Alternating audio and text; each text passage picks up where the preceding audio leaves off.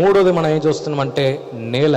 నేల అంటే మనమే కదండి, అంటే గ్రౌండ్, భూమి. సో మనము కూడా ఎలా ఉండాలి? అవైలబుల్గా ఉండాలి కదా. వాక్యాన్ని చదవటం మాత్రమే కాదు, కానీ మన జీవితంలో కూడా మనం ఏం చేయగలగాలంటే ఒక మంచి నేల వలె మనం ఉండగలగాలి. అంటే అన్నీ బాగుండి నేల బాగాలేదనుకోండి, ఏమవుతుంది? చెట్టు పైకి వస్తుందా? రాదు, అక్కడనే చచ్చిపోతుంది అది కదా. ఎంత ఫర్టైల్ ల్యాండ్ ఉంటుందో, మంచి నేల ఎక్కడ ఉంటుందో మంచి చెట్టు వస్తుంది కదా. ఒకసారి మా ఊరికి వెళ్ళామన్నమాట. మా ఊరికి వెళ్ళేటప్పుడు అక్కడ మాకొక ప్లేస్ ఉంది, 4-5 ఎకర్ల భూమి అక్కడ ఉందన్నమాట. వెంటనే అటు ఇటు చూస్తూనే ఉన్నామన్నమాట. ఎక్కడ చూసినా పెద్ద చెట్లు ఉన్నాయి.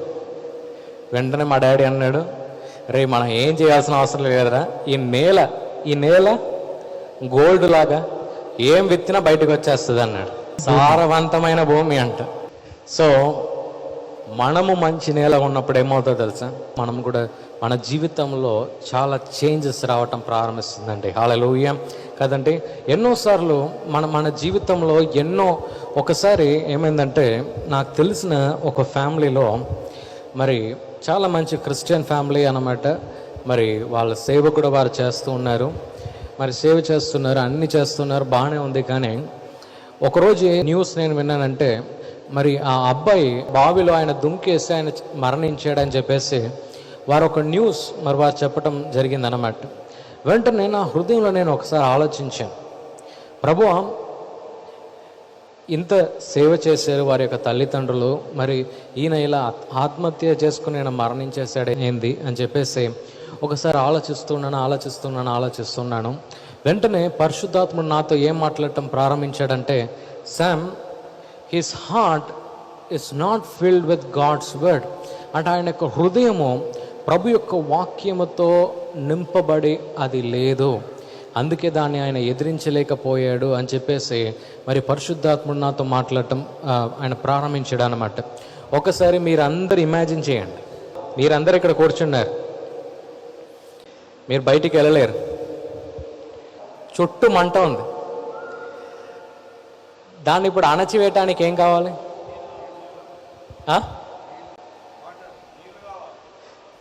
కొందరు ఫైర్ ఎక్స్టింగ్విష్, ఇది ఫైర్ ఏదో కొడతారు చూడండి, అది కాదు, అది కూడా లేదనుకుందాం.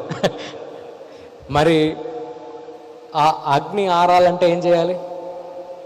ఏం కావాలి? నీళ్ళు కావాలి. నీళ్ళే లేకపోతే ఆ అగ్నిని ఎలా అణచేస్తారు? మీ జీవితంలో కూడా వచ్చే ఆ ప్రతి ఒక్క కష్టాన్ని, నష్టాన్ని కూడా మీరు ఎదిరించాలంటే మీలో వాక్యం లేకపోతే మీరు ఎలా ఎదిరిస్తారు? సో ప్రభు అదే ఈరోజు మీతో కూడా మాట్లాడుతున్నాడు. ఇక చూడండి, మన చుట్టూ ఉన్న కష్టాలు, నష్టాలు, వాటన్నిటిని కూడా మనం ఎదిరించాలంటే ఆ కష్టానికన్నా, ఆ నష్టానికన్నా మన హృదయం దేనితో నిండి ఉండాలంటే దేవుని యొక్క వాక్యముతో. హల్లెలూయా, దేవుని యొక్క వాక్యంతో అది నిండి ఉండాలి అని చెప్పేసి మరి ప్రభు ఈరోజు మనకు నేర్పిస్తున్నాడు. ఇంకో చూడండి, ప్రభు అయిన యేసుక్రీస్తు ఎన్నో అద్భుతాలు, ఎన్నో సూచక కార్యాలు, ఎన్నో అద్భుతాలు చేశాడు. అంటే ఈ కాలంలో ప్రభు యొక్క శక్తి అని మనం అంటాము, ప్రభు యొక్క అభిషేకం అని మనం అంటాము, లేకుంటే వ్యత్యాసమైన విషయాలు మరి మనము మన జీవితంలో, మన క్రిస్టియన్ లైఫ్లో మనం ఫోకస్ చేస్తూ ఉంటాము. కానీ the true power lies in the word of God. నిజమైన శక్తి ఎక్కడ దాగి ఉందంటే ప్రభు యొక్క వాక్యంలో దాగి ఉంది. అందుకే ప్రభు అయిన యేసుక్రీస్తు అపవాదిని చూసి పవర్ని వాడలే, అంటే శక్తిని ఇలా వాడలే, ఇలా పవర్ ఇలా చేయి ఇలా చూపించేసి వెళ్ళిపో అని చెప్పలే, బాయ్ అని చెప్పలే, టాటా అని చెప్పలే, లేకుంటే ఏదేదో చేయలే. ఆయన ఏం చేశాడు తెలుసా? వాక్యాన్ని వాడాడు. హల్లెలూయా, ఆయన వాక్యాన్ని వాడాడు. ఎందుకంటే వాక్యముతో, ప్రార్థనతో కలిసిన జీవితం మాత్రమే మనల్ని ముందుకు తీసుకెళ్ళగలుగుతుంది. హల్లెలూయా. ఒకసారి చార్ల్స్ స్పర్జన్ అని చెప్పేసి ఒక వ్యక్తి దగ్గర చాలా తెలివి కలిగిన వారు వెళ్ళి వారు అడిగారంట, అయ్యా బైబిల్ చదవటం ముఖ్యమా, ప్రార్థించటం ముఖ్యమా అని చెప్పేసి ఒక ప్రశ్న ఆయన వేసారంట. ఏదైనా ఒక్కటే మీరు చూస్ చేయాలన్నారంట. అంటే ఒకటే మీరు ఎన్నుకోవాలి మీ జీవితంలో, వాక్యం మాత్రమే చదువుతారా లేకుంటే ప్రార్థిస్తారా అన్నాడంట. వెంటనే ఆయన ఇంకో ప్రశ్న వేసాడంట. నువ్వు గాలిని లోపల మాత్రం, అంటే ఆక్సిజన్ మనం పీల్చుకుంటాం కదా, లోపల మాత్రం గాలిని పీల్చుకుంటావా అది ముఖ్యమా, గాలిని బయట వదులుతావు కదా అది ముఖ్యమా అని అడిగాడంట. వెంటనే ఆయన మైండ్ పోయి ఈయనతో మన గొడవ లేదని ఆయన వెళ్ళిపోయాడంట. వాడు ప్రశ్న అడిగినాడు. అంటే గాలి పీల్చుకోవటం ముఖ్యమా వదలటం ముఖ్యమా అని అడిగాడంట. వెంటనే ఆయన మైండ్ పోయిందంట. ఏంది ఈయన ఎలా ప్రశ్న వేసేసాడని చెప్పేసి ఆయన అస్సలు అడ్రస్ లేకుండా ఆయన పోయాడంట. అంటే నేనేమంటున్నా అంటే this 2 things are very important కదంటే, వాక్యము కూడా ముఖ్యము, ప్రార్థన కూడా మనకు అంతే ముఖ్యము అని చెప్పేసి మరి ప్రభు మరి మనకు తెలియజేస్తూ ఉన్నాడు.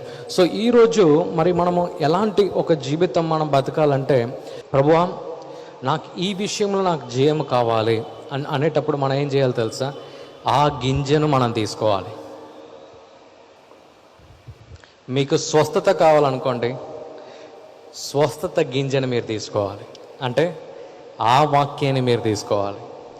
మీకు ఆర్థికంగా మీరు ఏదైనా శ్రమలు మీరు వెళ్తున్నారనుకోండి, బైబిల్ గ్రంథంలో నుంచి ఆ వాక్యాన్ని మీరు తీసుకోవాలి కదా. యాపిల్ చెట్టు మీకు కావాలి, మ్యాంగో గింజ పెడతారా? మనకు అంత ఫార్మింగ్ నాలెడ్జ్ వద్దండి. కొద్దిగా ఏ గింజ పెడితే ఏ చెట్టు వస్తుందో అది కూడా మనకు తెలియకపోతే ఎలా?